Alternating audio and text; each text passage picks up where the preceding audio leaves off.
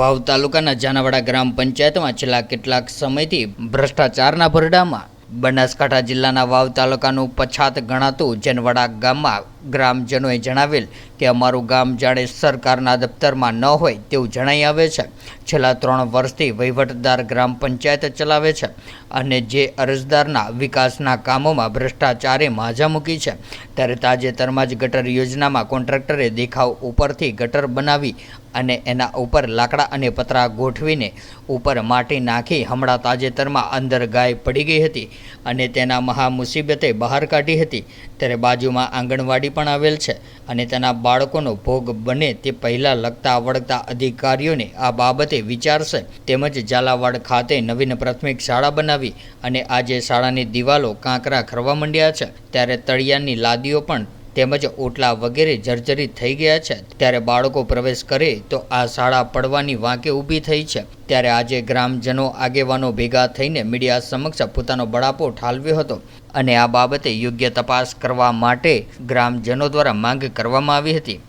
આ ઝાલાવાડામાં પરોઠ વિસ્તારમાં જે આંગણવાડી છે, અહીંયા માથે લકડા મેલીને ધાબું ભરેલું છે, બાજુમાં આંગણવાડી છે। એ આંગણવાડીમાં એક ગાય મરી ગઈ અને બાળકો મરી જાય એવામાં પડી તો એનો જવાબદાર કોણ?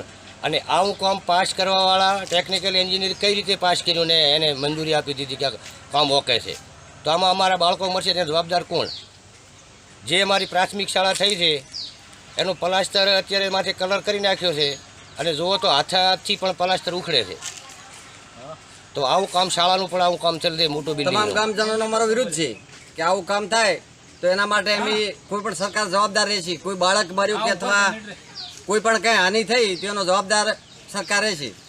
હું જાનાવાડાનો ઠાકોર હકાજી સવસીજી મારું નામ છે અને આજે અમે ગામના બધાએ ભેગા મળીને અમારા ગામની અંદર જે પંચાયતેના કોન્ટ્રાક્ટરે જે કામ કર્યા છે એનો હળી મળી બધા ભેગા થઈને એનું નિરીક્ષણ કરી આવ્યા।